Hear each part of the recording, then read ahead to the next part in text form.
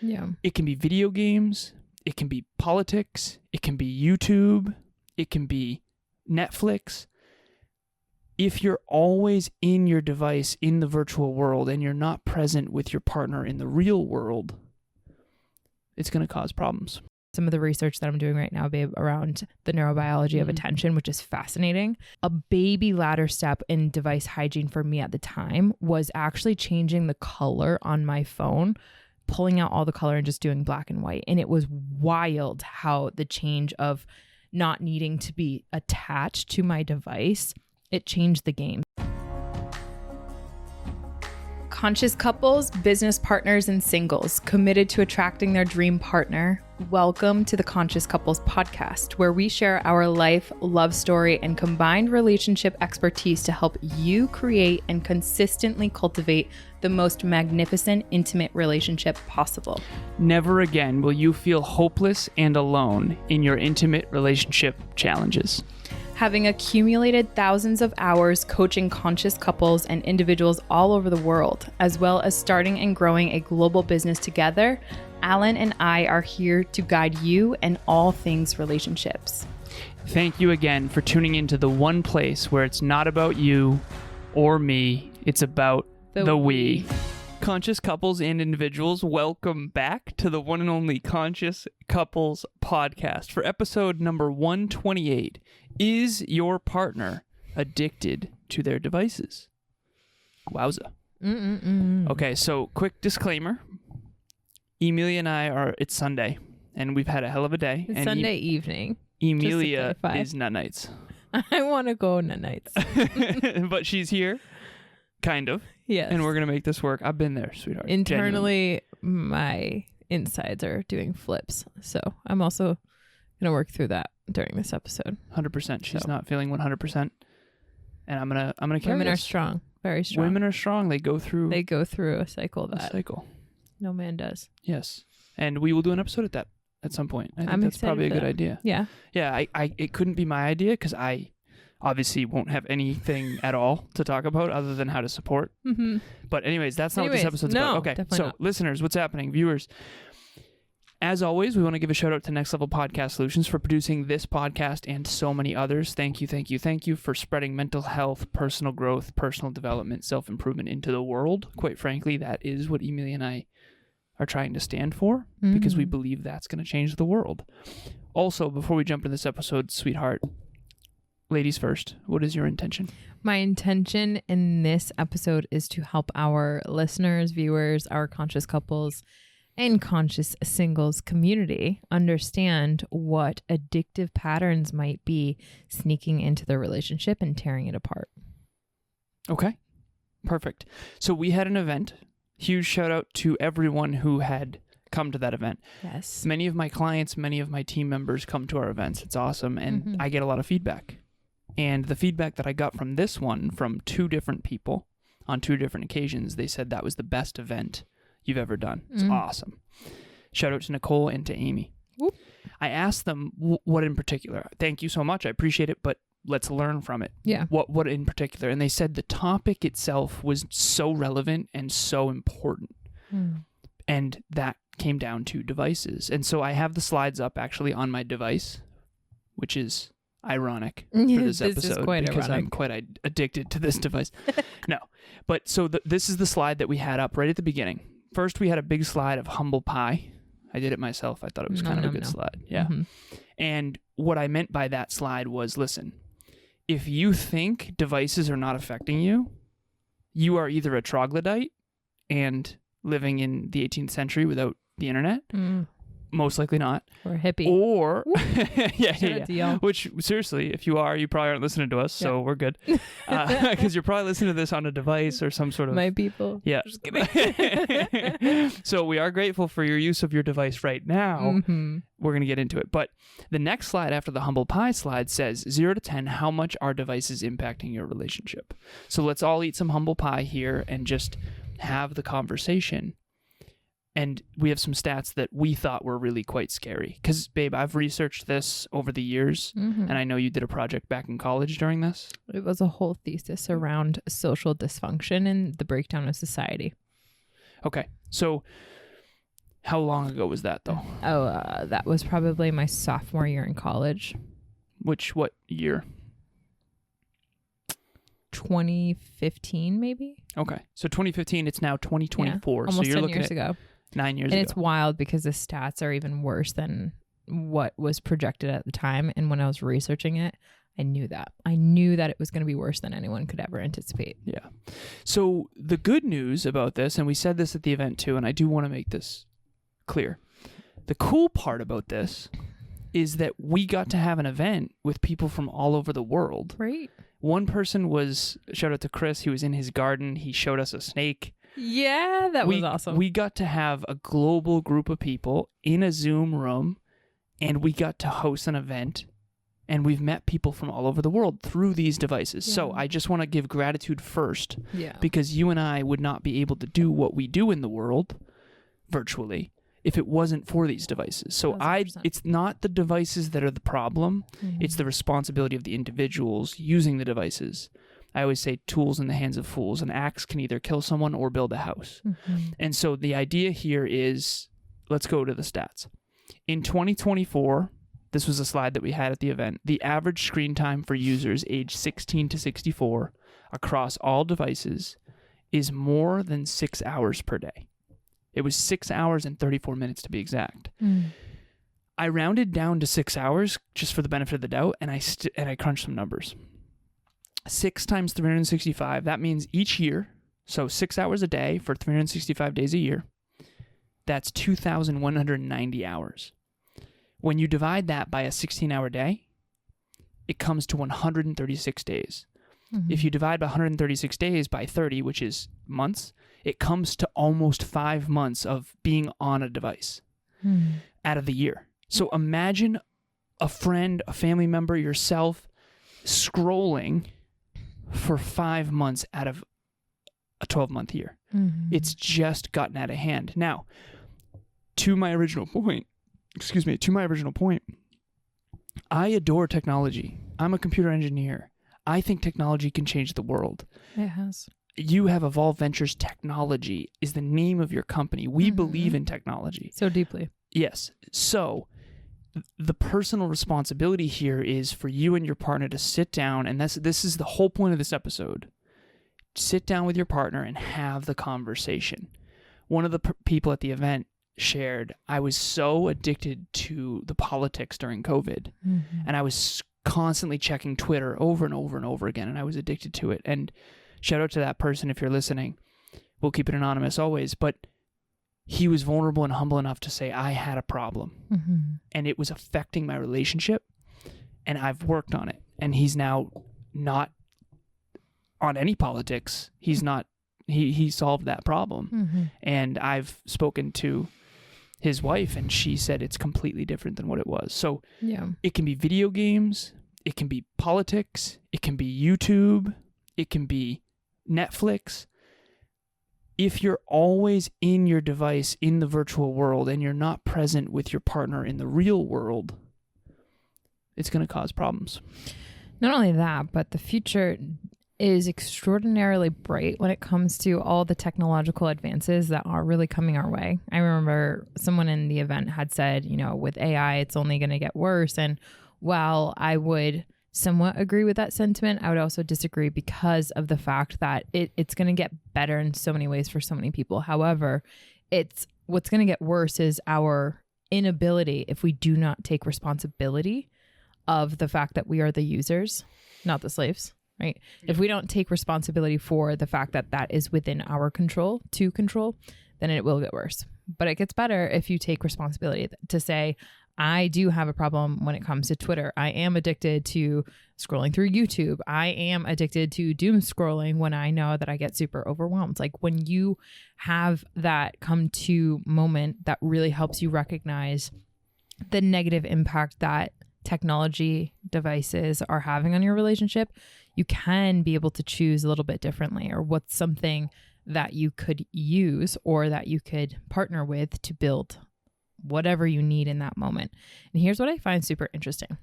Like, think about so many people way back when, let's just say 20, 30 years ago, they didn't have to deal in relationships the same challenges and the same struggles that we do as modern day couples. You and I watched a movie last night, Casino Royale. Yes. From 2006, and there was no smartphones. Oh my God. Their little... How interesting was that? Phones. They had their little Nokia dinky GPS. Yeah, that was really... Buttons. And that was 2006. That's only, what, 18 years ago? Yeah. Yep.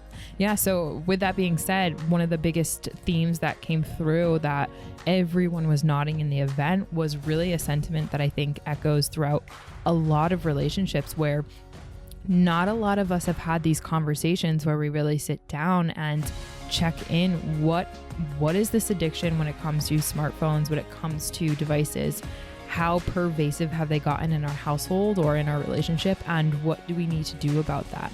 What type of boundaries do we want to have in our family, in our relationship, in our X, Y, and Z, you name it. And a lot of people were kind of nodding along when it came to, we need to have a dialogue around this, because it's just going to get more interconnected, which is great, like I said, but there are implications there, and implications that your grandfather, you can't really turn to your grandfather or grandmother and say, hey, what did you guys do back then when you guys had a 20 plus devices connected to everything? How did you manage each other's Spotify playlists and whatnot? Like, how did you figure out how to navigate the family dinner table conversations when each kid was on their phone? Or how did you navigate going back into the realm of intimacy with your partner when they just went down the rabbit hole of social media and ended up comparing themselves to everyone else's life, turn over to you and say, I'm bored with our life because you guys aren't adventuring or going on travels and vacations left, right, every chance you get. So how do you navigate that? And where you start, really what came through in this event, you start with taking that responsibility. You start with recognizing that it is not just a device issue. It is a problem that exists within our self and our boundaries, and what conversations we have or have not had yet that are going to impact our relationship.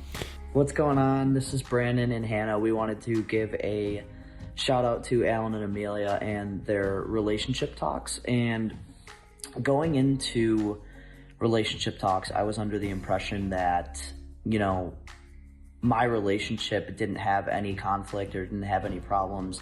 It actually was that way, but I knew I wanted a relationship that resembled Alan and Emilia, and that's a relationship that is just next level and different from other relationships. So seeking out their help has really brought me and Hannah together, and it's just been really, really incredible, and I can't thank them enough. Yeah, Alan and Emilia have both helped us in recognizing and acknowledging each other's really important core values and given us insight and guidance on how to align those together so that we know we're growing together and never apart. The goal is always to kind of be in everything together as a team. Alan and Emilia, we love you and thank you so much for everything you do. Thank you. So one of the other pieces of feedback that I got from those two people was how powerful it was for us to have given some examples of things we've done in our relationship, because this has definitely been something you've been very conscious of from when we've started living together in particular. And honestly, same, because I took a course called Insane Productivity that I actually showed you. Yep. And it talks about how addicted we are to our devices. I also interviewed a man named Nir Eyal, Nireyal. He wrote a book called Indistractable. And I interviewed him on the podcast years ago. Next Level University, and he wrote a book because he was the one who wrote the book called Hooked, where he talked about how these companies have made these more addictive, social media, Facebook, Instagram, Twitter, all that stuff. Now it's called X. Yeah. But he realized what he did after and the implications of it, and then he's like, you know what, I want to redo this, and I want to now give us the chance to hack back. So if you've never read Indistractable by Nir Eyal, it will be helpful. He talks about how to set time limits. One of my clients has a time limit on his device for social media. It cuts off at 20 minutes. There's ways to make sure you don't have 50 tabs open. There's ways to lock yourself out of email. There's all these cool ways to hack back to make sure the device doesn't control you and that you control the technology. But you and I, let's just give some simple examples of things that we've done. So one of the things that Emilia suggested in our relationship, which I had never thought of, have. And it's made a huge difference.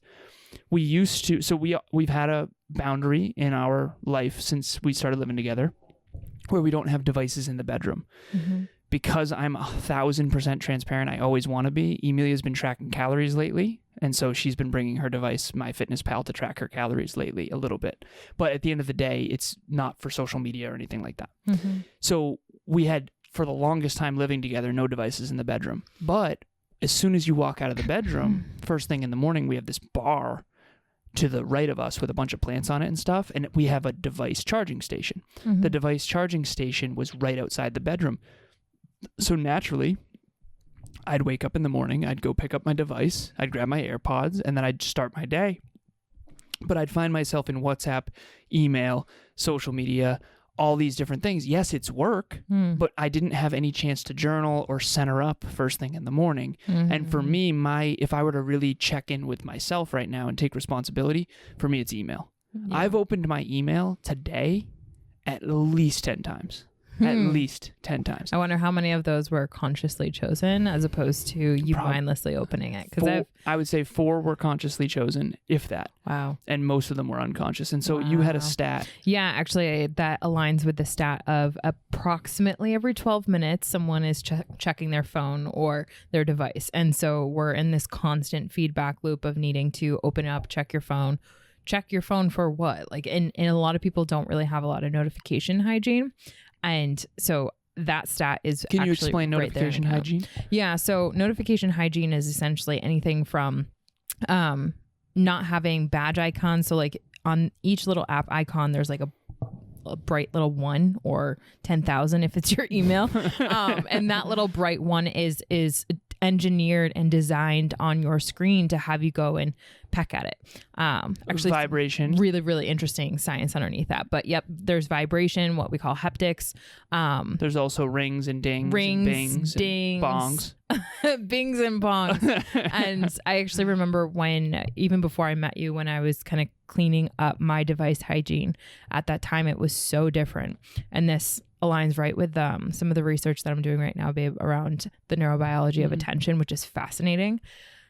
A baby ladder step in device hygiene for me at the time was actually changing the color on my phone, pulling out all the color and just doing black and white. And it was wild how the change of not needing to be attached to my device, it changed the game. So Really? Device hygiene can go from literally anything from changing the color scheme on your devices. Making sure it doesn't ring, ding, ding. I actually just want to jump in real quick. So I said it because I got a phone call today. Yeah. From 2. So there's only 3 human beings that my phone will actually ring for. Right. Kevin, my business partner, you, sweetheart, and my mother. Mm-hmm. And I got 2 phone calls today. That's the more phone calls where my phone actually rang than I've had in months. Wow. And when it was ringing earlier, it was in my pocket. I was listening to something, a training. Yeah. And it was ringing, and I was, oh, how dare you? Not you, but I never get phone calls. Yeah. Interrupt and my how dare you consciousness. interrupt my consciousness? My flow. And it was my mother. I thought it was you. I was so sad. Sorry, Mom. Sorry, Mom. But I was hoping it was my sweetheart. I figured it was, you were coming to get me or whatever. But sweet.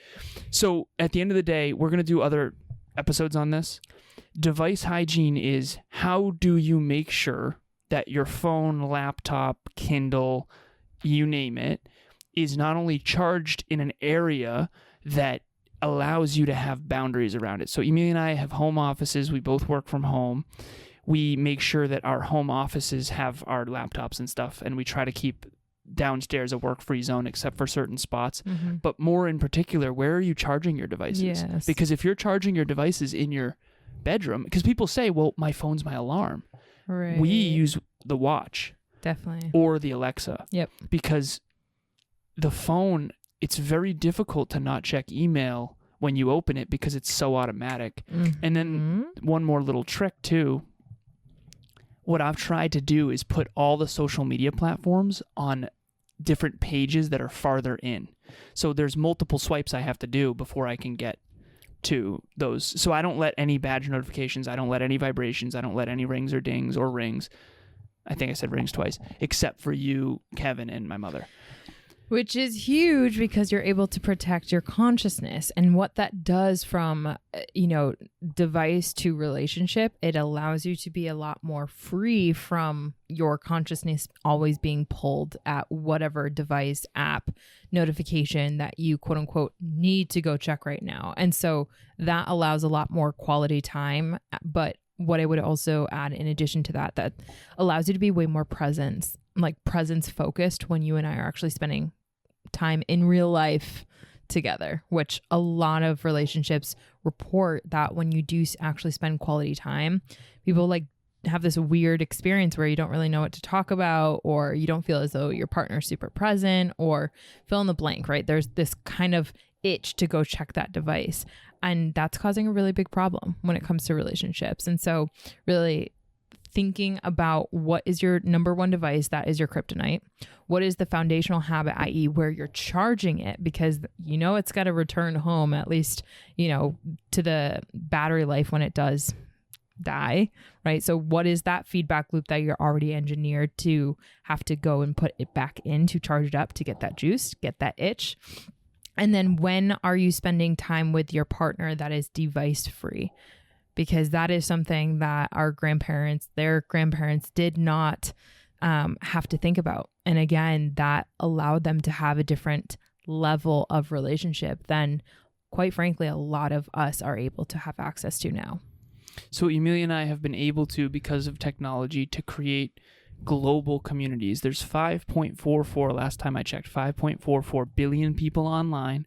With Starlink, it's going to be a lot more. Mm-hmm. So this problem's not going to get easier unless we take responsibility. Similar to fast food in past decades, fast food proliferated a lot in the 70s, 80s, 90s type of thing. And we had an obesity crisis that happened, particularly in America, but all over the world. And we have to take responsibility for the food that we eat. We also have to take responsibility for the devices and the device hygiene. So hopefully this was super helpful. We really appreciate it. And one more little anecdote too that I think is helpful. Whenever I do a live event, you notice that I'm less present because I'm constantly having conversations with attendees to try to invite the right people. And so when our work requires us to be on social media more often, it's affecting our relationship. Mm-hmm. And so we've had to become very conscious about that whenever a group coaching is coming up. Something that I need to be in my DMs often, or connected on WhatsApp often, or in my email often. It affects our relationship, and it's very important. We've done a good job, I think, overall. But Next Level Live back in March, the whole month leading up to that, I had to constantly be checking messages, and I was much less emotionally available and present. And so just be very aware of this. Check in on yourself and check in on your partner. How emotionally available are they? Or are they constantly scattered all across the internet, consciousness-wise? Yeah, attention-wise, when is your partner your actual primary focus? That's the question that I would leave our listeners with. Okay. Anything else you want to add? Nope. Okay, thank you all for listening. At very least, have the conversation about devices. That was really why we wanted to do this episode, because the one main thing that came from the event is, holy crap, how relevant that is and how important that is.